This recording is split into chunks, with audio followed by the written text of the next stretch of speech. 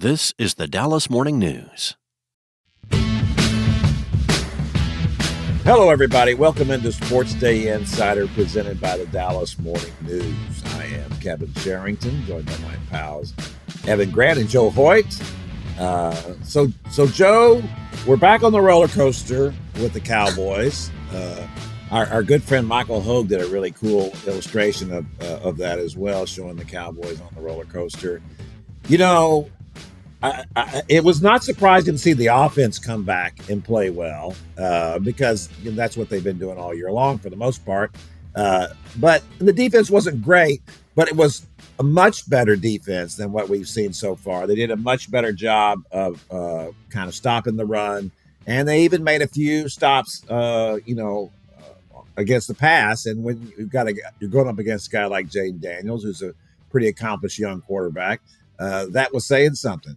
So it looked like they changed up some things and went with more man-to-man than they've been using before. But was that it, or is that all of it, or were there other things that we don't know about? I mean, that's a huge part of it. I think when you try to say what changed, I mean, changed, right? I mean, they did different things, and they kind of strayed away a little bit from the standards that Matt Eberflus has been used to. And I think that is probably the biggest development from this week entirely is I think that locker room was starting to wonder a little bit like, hey, we asked for more man. We didn't get it. We practiced man leading up to the Carolina game. We didn't really do it. Like, is our coach this guy who is bulletproof and could potentially be stubborn? Because Jerry Jones would not fire a coordinator midseason. He likes Matt Eberflus a lot. He's even talked last week before the game against the Commanders about, potentially moving in the future with Matt Eberflus. Like they like Matt Eberflus. So if you're a player in that locker room, I think you got to wonder, do we have a stubborn head coach? And can I buy into that? And I think the fact that he changed some things, he ran a lot more man coverage. They ran a lot more pressures than they're used to, at least in the first half especially. And I think that showed the players, hey, this is a coach that was willing to listen to us. And guess what? We executed when that happened. So I think there's a mutual benefit there. The other thing they did, if you kind of watch that Carolina game, especially on run defense, they looked like they were on many different pages. They looked like the D-line was doing one thing. They were kind of getting pushed this way. Linebackers weren't filling gaps this way. Safeties were kind of all over the place. So one thing Kenneth Murray and a couple other guys led this week was, hey, we're going to watch film instead of just on our own. We're going to have a film session just as players, no coaches, just as players, and we're going to just get on the same page. We're going to watch things, and I'm going to tell you as a linebacker what I'm thinking. I want to hear what the safeties are thinking. D-line, you tell us what's up. They said it was a lot of good conversation. There was accountability involved. And clearly this week they were on the same page. So I think not only did the players have some changes with what they did, but Matt Eberflus did too. And I think it reaped a lot of benefits for him. Yeah, that's really amazing to see that kind of turnaround in the middle of the season. Although I don't know, if you look around the league in general, it's just nuts, right? There are no dominant teams, and we're seeing different things happen each week. So I don't know if the Cowboys really are that much different from everybody else or not. And I guess the next question to ask though is, did enough happen on that defense? Because we take this temperature of the Cowboys every week, right? We went from saying they were going to win 8 or 9 games to 5 games. And now I guess I'm back up to 8 or 9 games again. What are the possibilities for this team? Because going into the season, we thought the offense would be okay, right? But we didn't know it was going to be this good. This is Dak playing at optimum Dak level. He's playing as well now as he ever has in his career. He seems to be seeing things very well, and he's throwing the ball well. He's moving well. This is as good as he can play. And I guess we should give this shout out too, because you wrote this, Joe, that Jerry Jones even said that Tim Kalishaw was right in a column when he said that if they don't win now, they're wasting prime Dak just like they wasted prime Tony Romo. And so Jerry Jones agreed with that. And to the point you were making was that maybe he would entertain the notion of making a trade at some point to bail them out. So I guess first thing I need to ask is, where do we see the Cowboys at this point if they could continue this trend, although they've not been able to do that, and I don't know why they should, But if they could, what do we see for them? And secondly, do you see them making a deal at some point to try to shore up that defense even a little bit more? Yeah, I think, I'm kind of like Brian Schottenheimer in this regard, where I get too high and too low. Like, I'm not an even keel guy. I'm trying to get better as I get older with that. But that I just jump up and around. So I've had a lot of whiplash this season in the way I look at this team, frankly. To your point, one week I think that they could win the division. The next week I'm scouting top 5 draft picks for them and seeing how they can fix a defense and overhaul it. I think right now we're 7 games in, and I think that that's a good sample size to know this. The offense is firing on all cylinders. They have a coach that knows how to get the most out of them from a play call perspective. They have a quarterback that can minimize mistakes in problems in other areas and then kind of still do his own thing and play at a high level. There's an argument that Dak Prescott is the MVP right now, right? The way they're playing. Like if they get more wins, he could be on that path, which is a testament to him and what they've done, especially in light of a bad defense. And that's where the whiplash kind of returns. I think one thing I'm concerned about objectively about this Cowboys defense is the idea that what they're crediting the change to this week. They're not really crediting the change to, from this week against the Commanders. They're not crediting it to, hey, this is how we're going to be moving forward. We really like our stuff. They're pointing to analytics saying that they should run man against Washington because that's the best defense to do it, and that it was overwhelming in that. So they have to run man this time. But they're probably going to do a lot of their own stuff moving forward. That's kind of the narrative they're painting. And I'll be honest with you, I don't think that's the way to go. I think that this team is built to run more man. I think guys thrived when they didn't have to think and use their eyes and wonder if they're in the right position or not. You saw a play early in the game where they ran zone coverage. They rushed 3, dropped 8 in zone coverage early on, and Zach Ertz found a soft spot in the zone for an easy, wide-open touchdown. That's in 5 yards in the red zone, and it was a wide-open touchdown for him. So I think that is the thing that concerns me moving forward. I think if they kind of run more man and blitz more and they kind of can stay with those fundamentals and really run things that are more applicable to this defense, I think that they could have a lot of success with the way their offense is playing. But if not, I worry about that. And as for a potential trade, they're never going to pick up the phone first unless they're trying to trade Micah Parsons. That's kind of the way that's gone. I think if there's something that comes across their desk that interests them, they could be open to it. And I think that once that conversation gets started, though, I can see Jerry being a little bit more of a gambler than he has in years past at the trade deadline. Joe, I've tried to digest the game on Sunday the same way you guys have, and I don't know that I've budged off of thinking that this Cowboy team is not very good. But one thing that you just said did really strike me, and I do think that you got some degree of a surge defensively out of playing a scheme more regularly that players really wanted. And so I think you got some emotional surge there and some performance. I think, and I'd love your thoughts on this because I think you've kind of hinted at this. You go back to a zone defense against Denver this week. I think you completely deflate the confidence that those defenders have had, and I think you're right back into the bottom of the roller coaster. Is there any reason to think that if they did go back to a zone that this would be an improved defense going forward?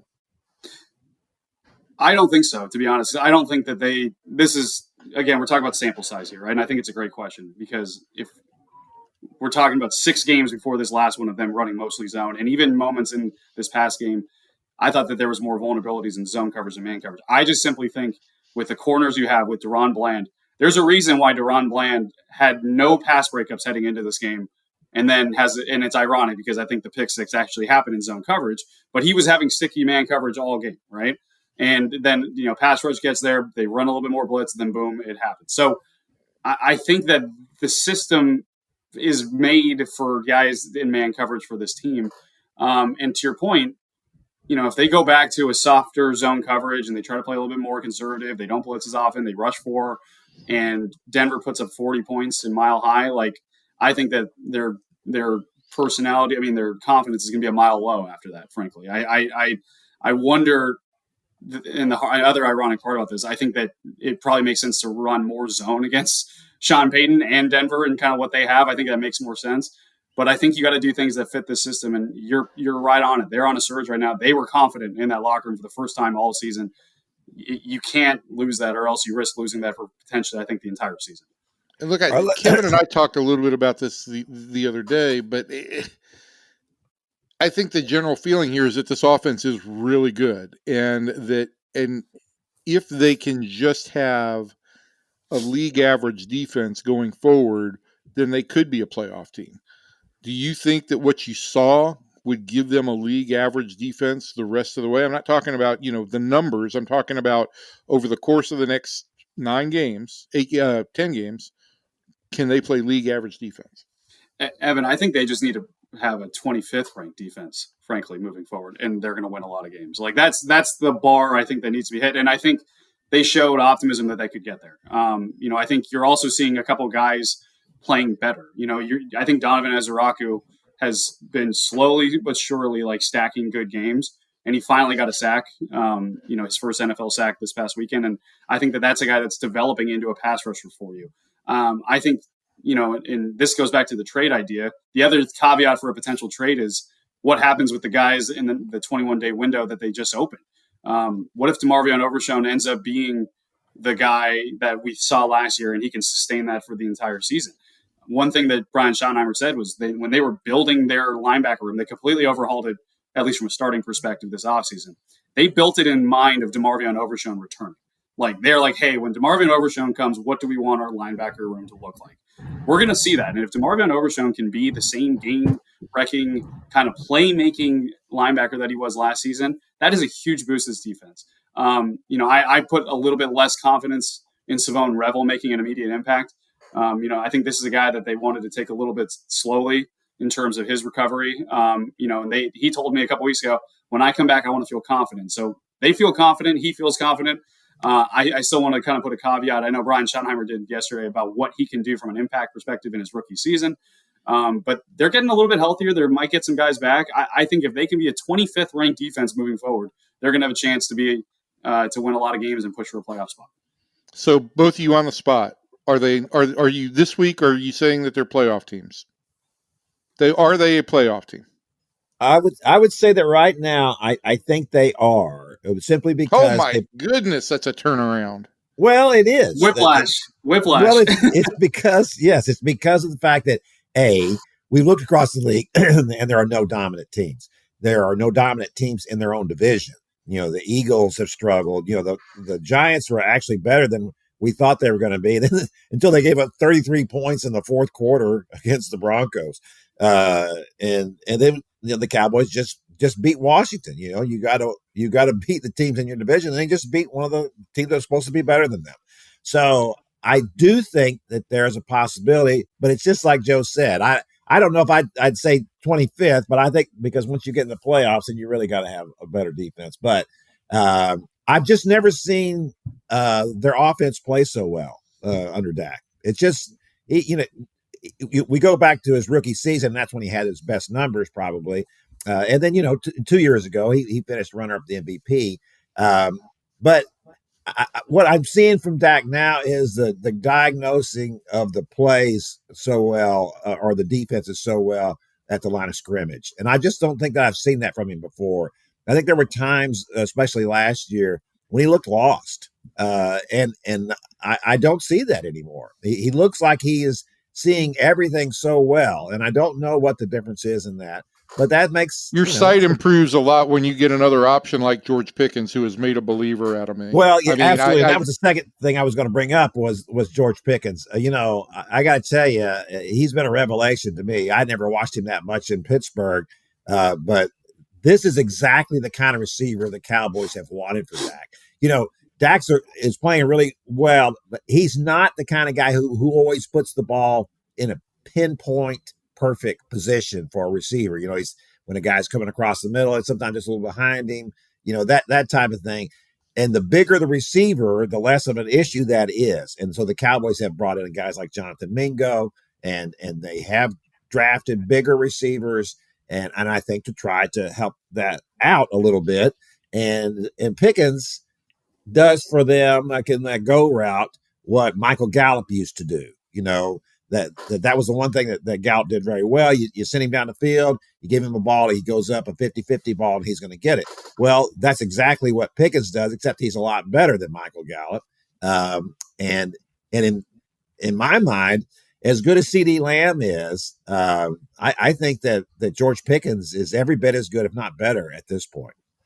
Yeah, he's made a believer out of me. He really has. And I had my doubts. I really did.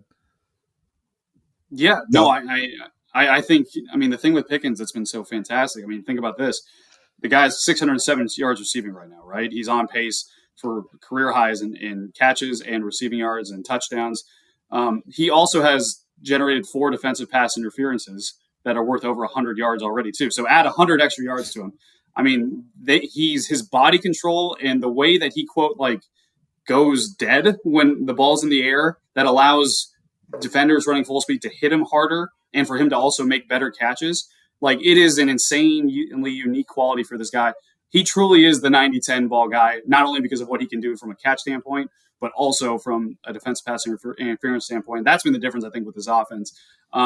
Quickly, I was going to go through the schedule really quick, and I'll tell you, to answer your question, Evan, about are they a playoff team, I'll run through the schedule quickly. Denver this weekend, loss. So Cardinals win at Cardinals, at Raiders win, Eagles at home, Chiefs at home. Let's give 2 losses there.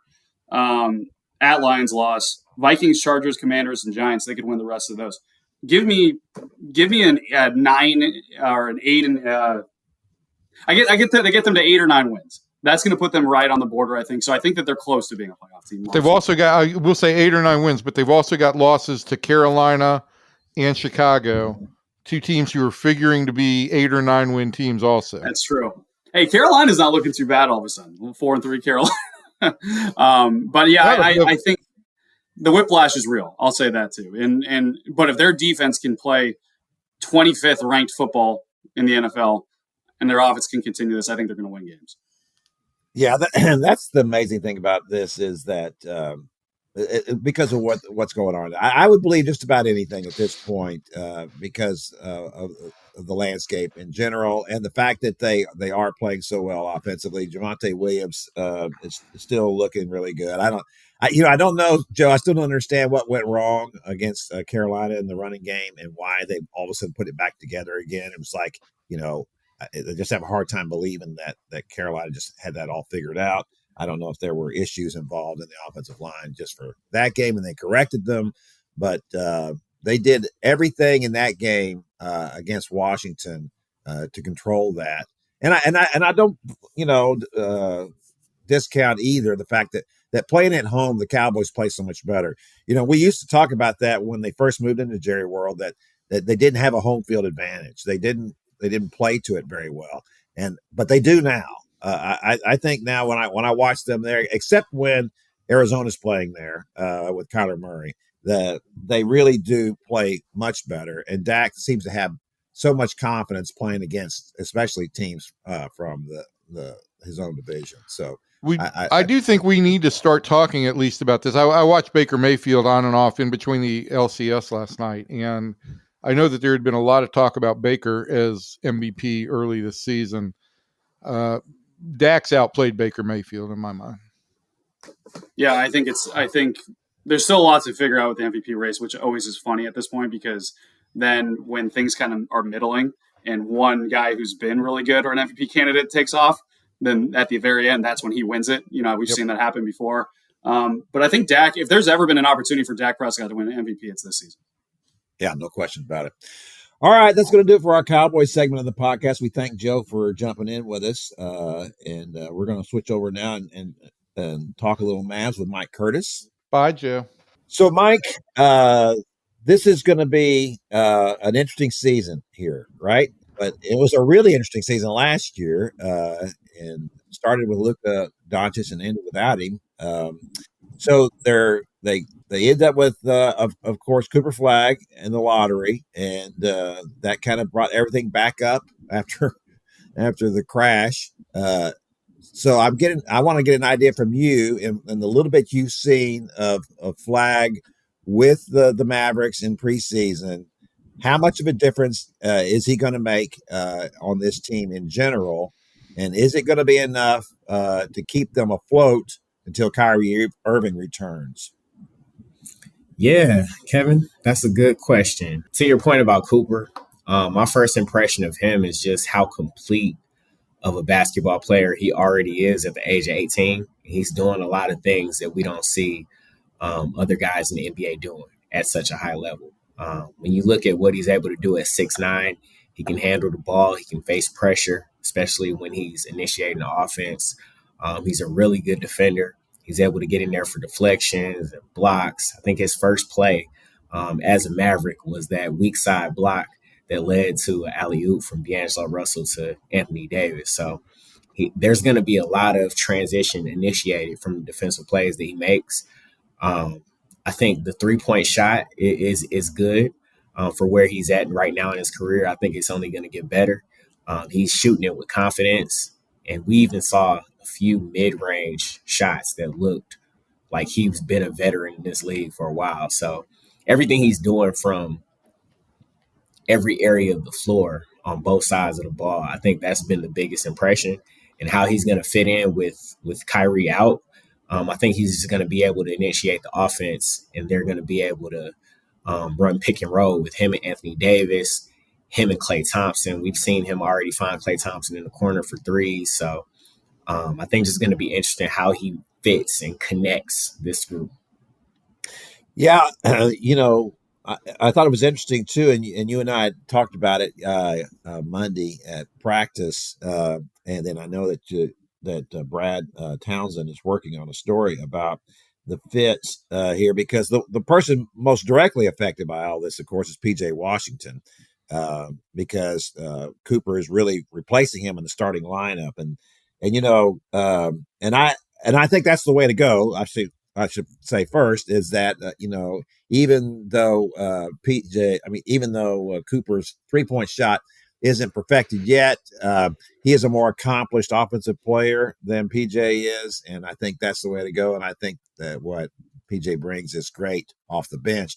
Of course, that's all easy to say when you're the veteran and you've been a starter in your career, and now all of a sudden you're being sat down by a teenager.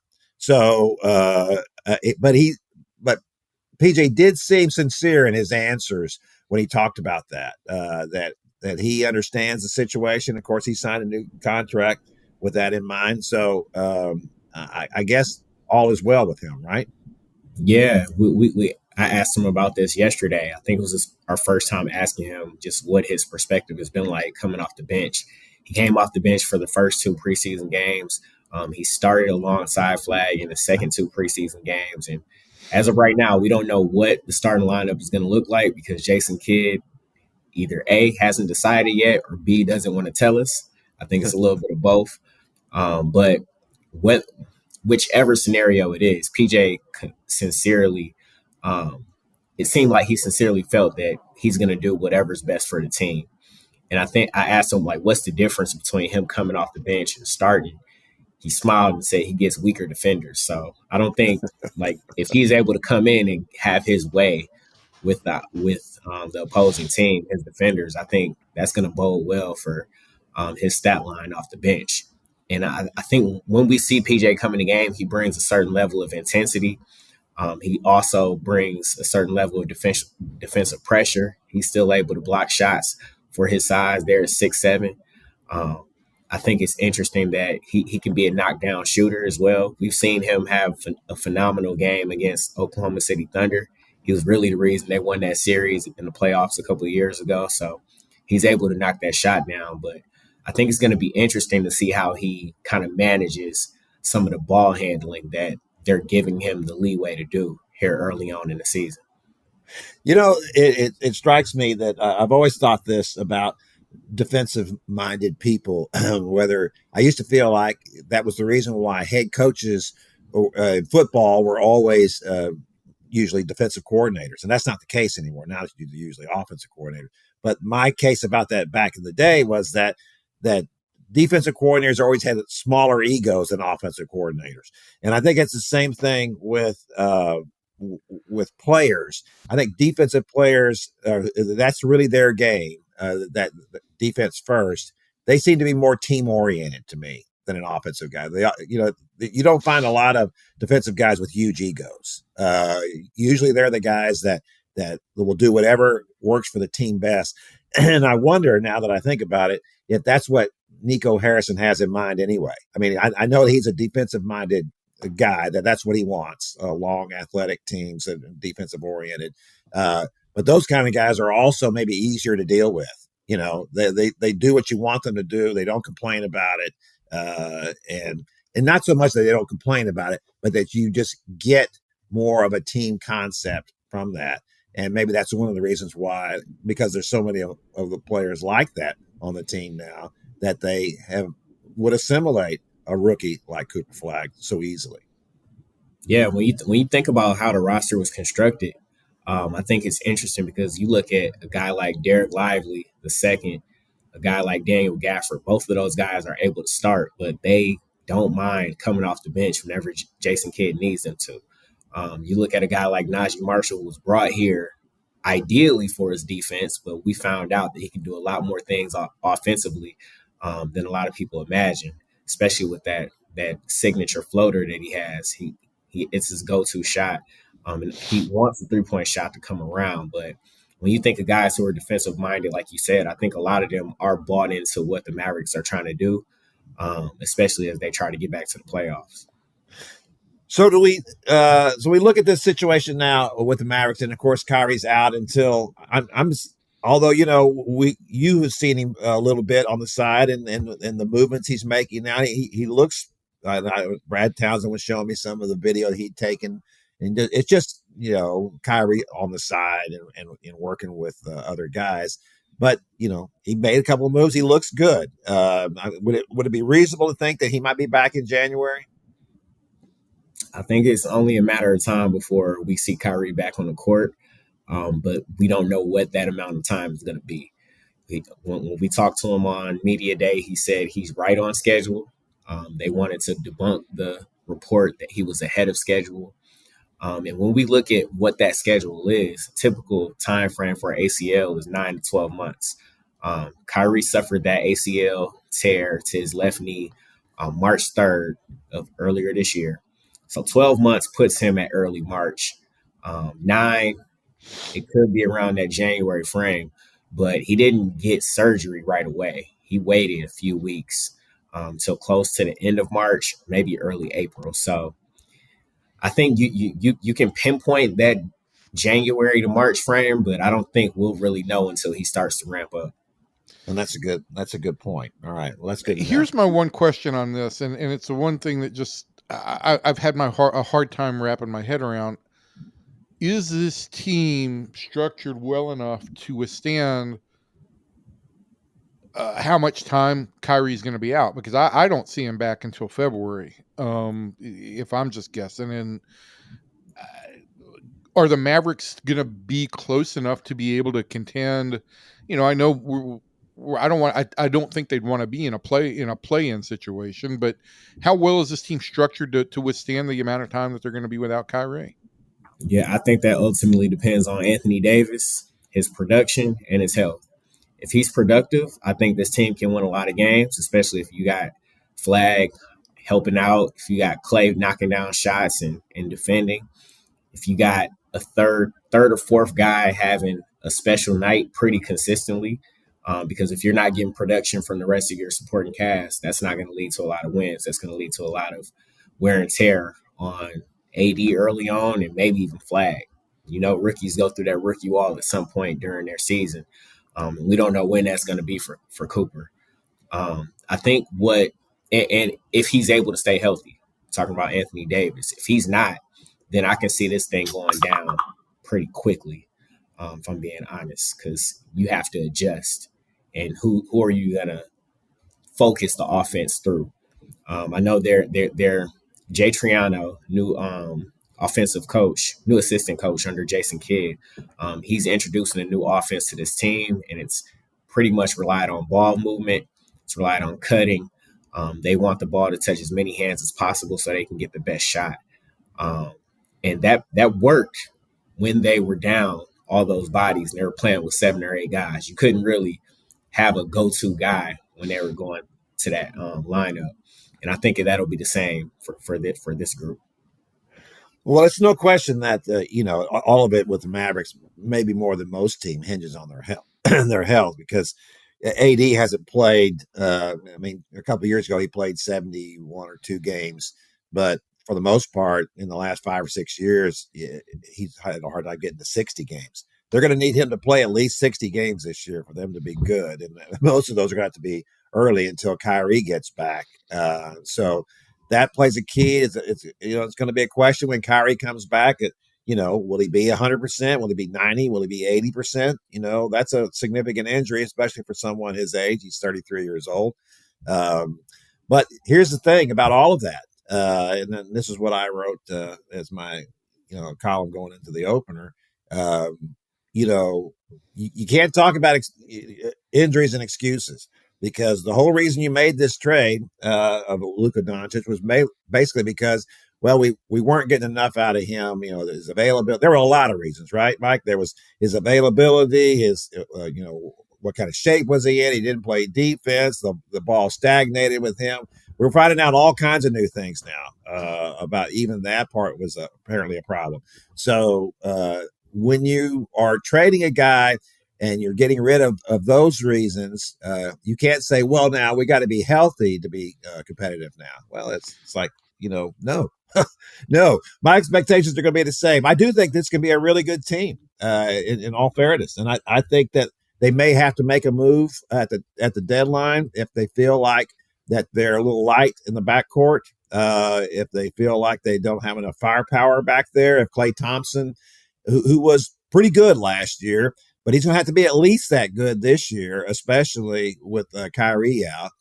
It depends on how D'Angelo Russell plays. It depends how, if they get enough ball movement out of some of their other guards that they bring in Ryan Nembhard and what kind of job that he does. If Brandon Williams plays a bigger role than he did last year, at the end of last year, he looked promising in that capacity.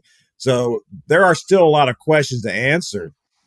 But when you look at what they do defensively in that front court, that has to be the best defensive front court in the NBA, doesn't it? Yeah, when you look at what this team, like you look at 7'1" Derek Lively, who says he may be 7'2" or 7'3" these days. You got 6'11" Anthony Davis, 6'11" Daniel Gafford. You got PJ Washington, who's pretty big. Najee Marshall, Caleb Martin, if he gets some consistent time this year.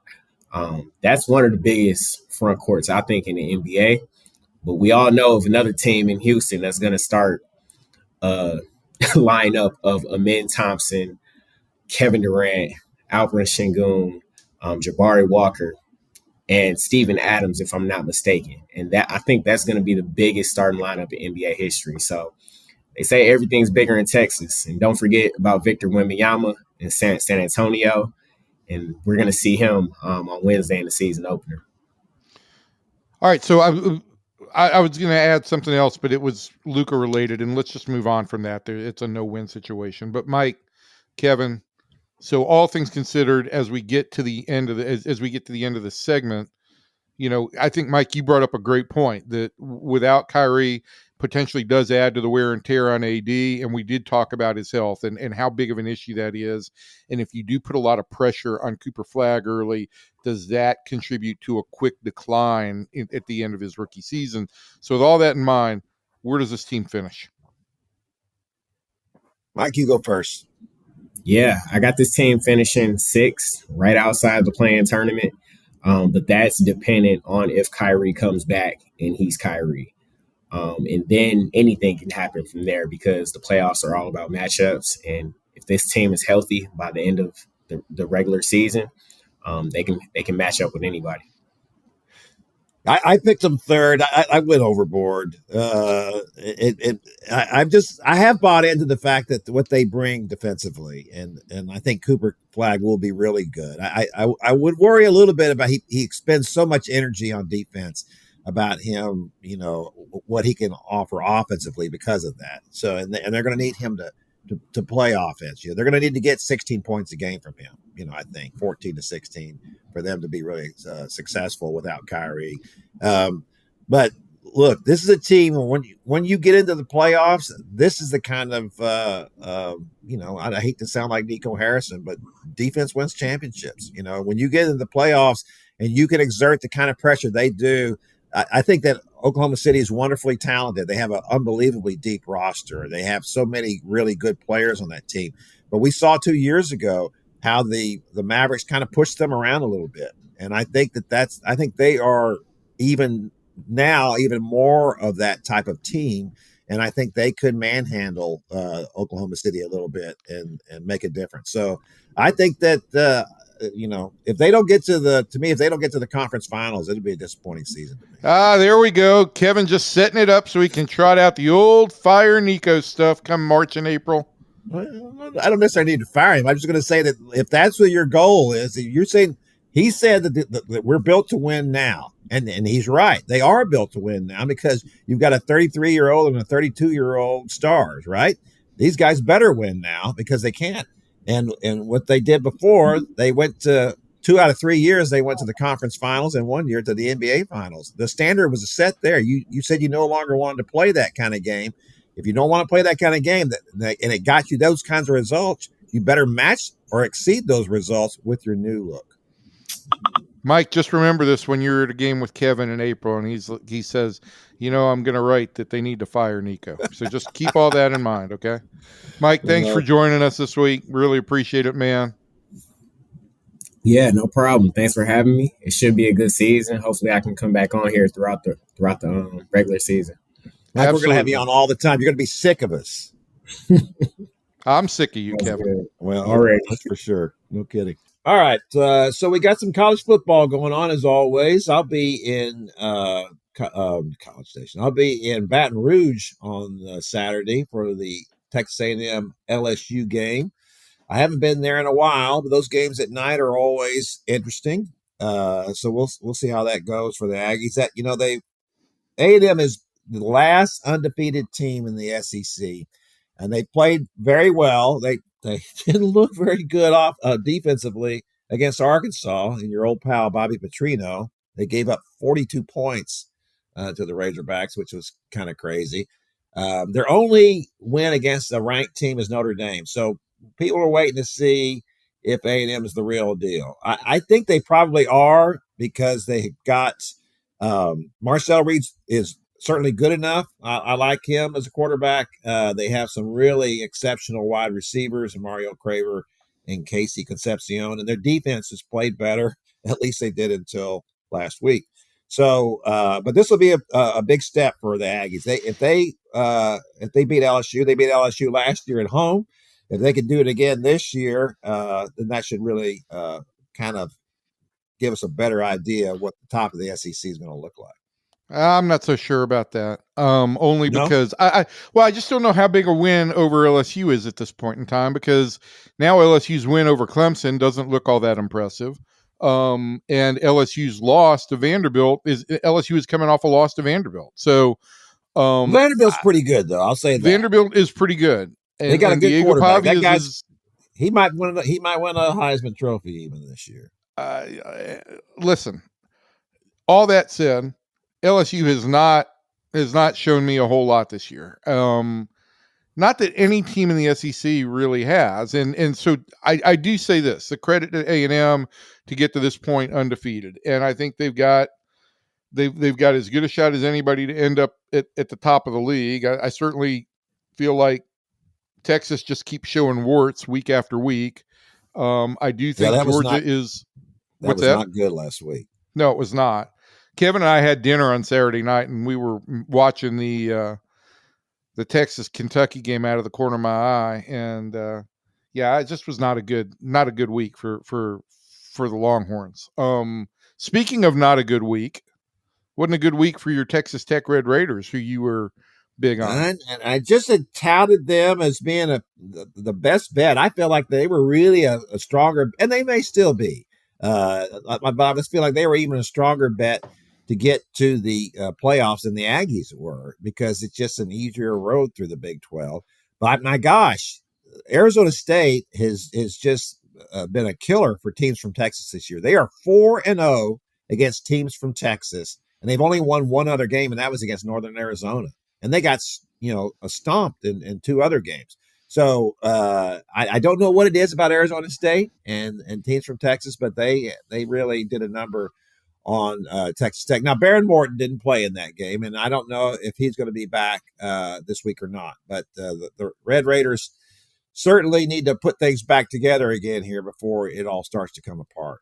But that will be interesting to see exactly how the Big 12 finishes out.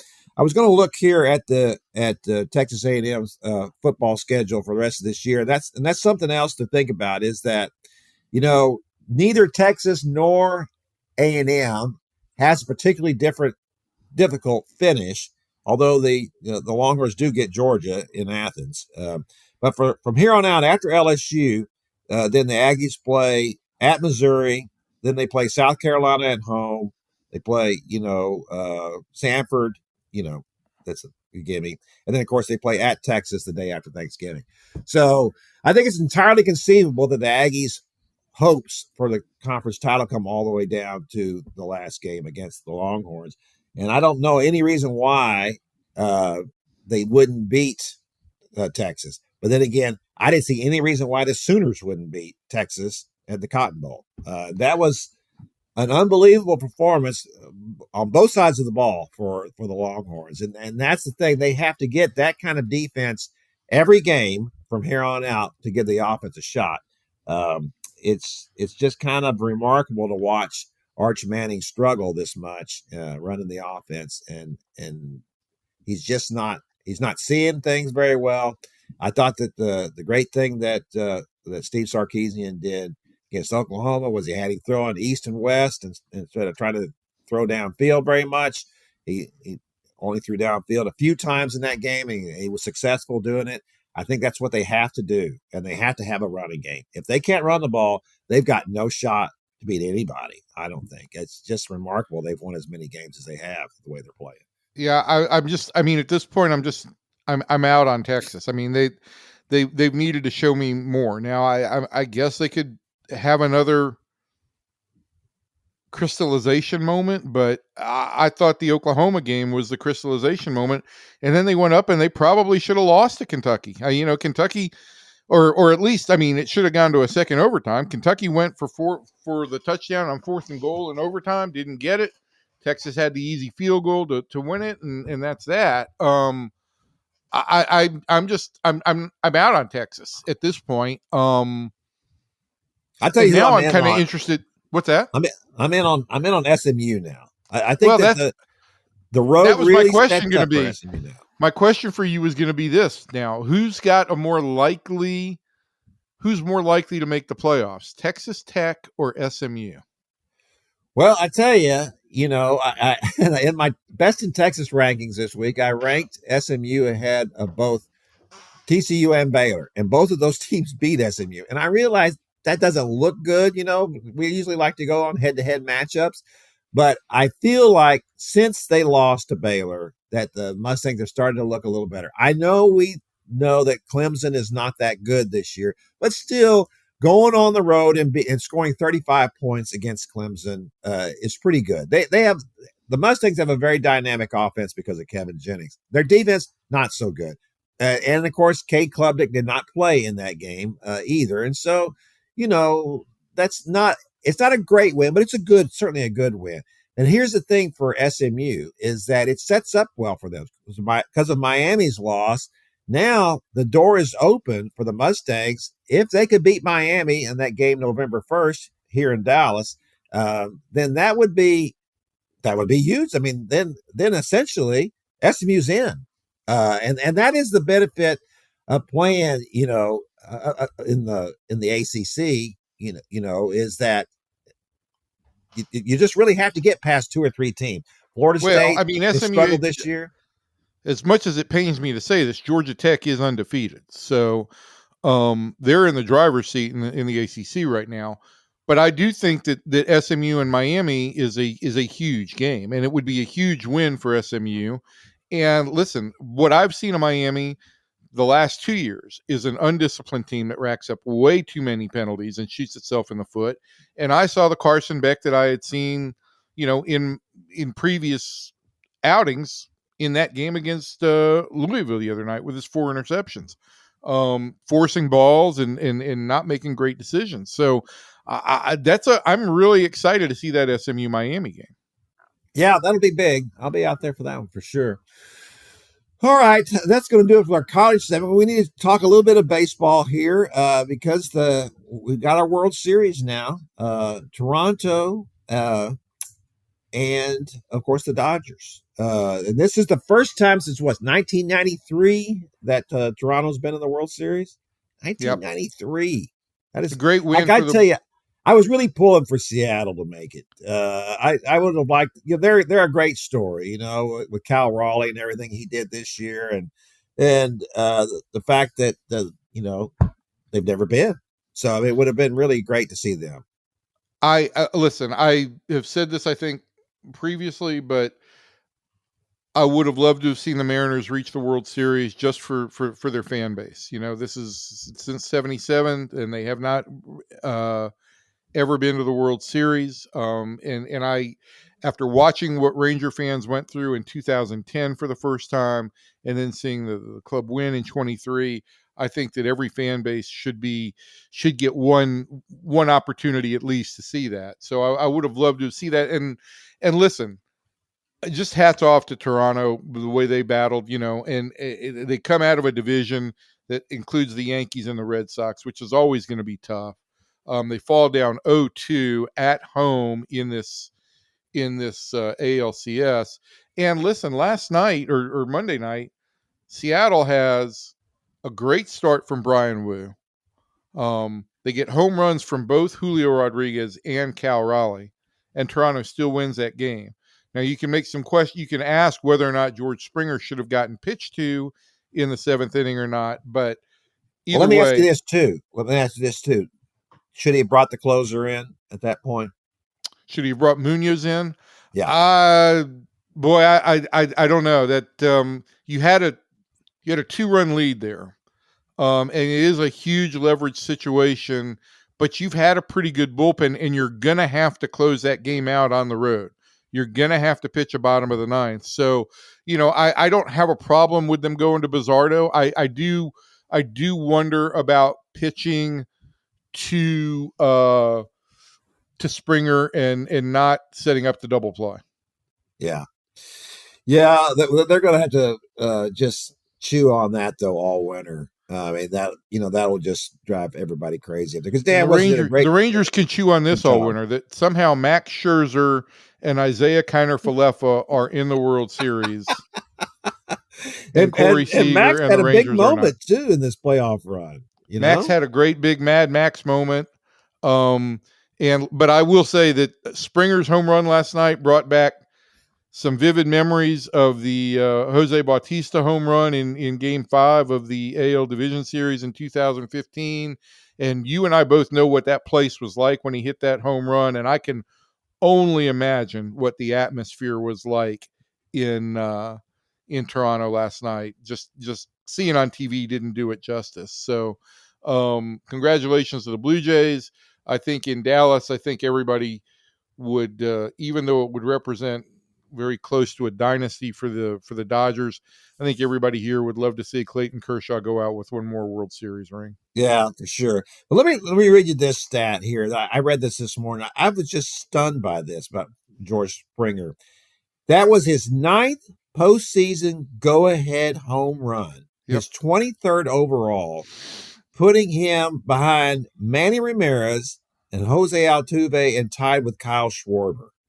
I mean, George Springer is a great player, and I've always thought he was a great player, but it seems like decades since he played for the Astros. It does, and he had a couple of down years in Toronto, but he's had a real rebirth this year, and I do think that when he was with Houston, I think he occasionally got overshadowed by Bregman, Altuve, and Correa, and he's the one position player on this Toronto team that's been to a World Series previously, and he showed up in a big moment last night. So hats off to him, man. No question about it. That's amazing that he's been that kind of player. And it goes back to the thing, though, too, we've also talked about is the Astros have moved on from all of these guys except Altuve, right? Yeah. And maybe they've held on to Altuve too long at this point. All that said, I'm taking the Dodgers in 6 games. Are you really? Yeah. I'm gonna say it's really hard to repeat. I'm gonna go with I'll say Toronto in 7. Wow. I think it's really hard to repeat. So I'm gonna say that. Wow. Okay. All right. Unless, of course, Shohei Ohtani plans to do anything else to make me rethink my whole thing about Babe Ruth. Holy cow. I mean, well, I will say this. I guess I picked a bad night to go to the fair because I missed that performance. However, it's never a bad night to go to the fair. The Vietnamese crunch dog made me happy for that decision at the moment. So yeah, there you go. Yeah, pretty crazy. Pretty good. Well, I'll tell you what, this is a really good. It's good for baseball when the Dodgers are in it, or the Yankees are in it, or the Red Sox are in it.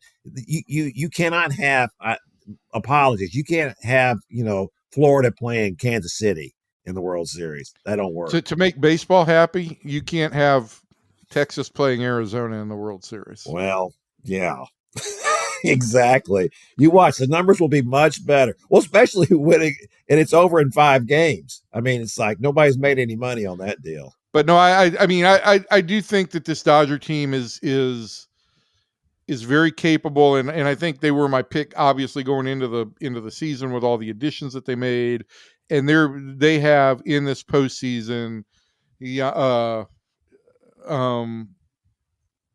Ohtani, Sasaki out of the bullpen, Yamamoto. It's just been a superstar performance by all their pitchers. They were created to be a super team, and in the postseason they've played like one. Yeah, they have. So we'll enjoy that when it happens. So that's going to do it for our podcast this week. We'll be back next week to talk more and see if the Cowboys, where they are on the roller coaster, whether they're up, whether they're down, whether they're around at all.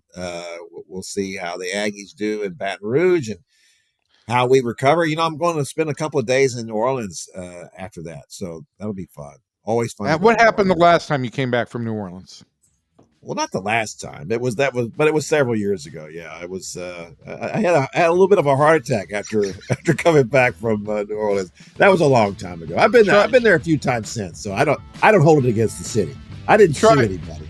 Try not to do that this time, because I'm going to close this out by saying this: that today, as we record this, October 21st, is also the 40th anniversary of Kevin's arrival at the Dallas Morning News, and as much as I like to give him a hard time, he is the best colleague, the best teammate, the best employee, and the best voice that we have. And the city of Dallas has been, and the readers of the Dallas Morning News have been very privileged to have you on the beat of Dallas sports for 40 years. And hopefully there's at least a few more left in there.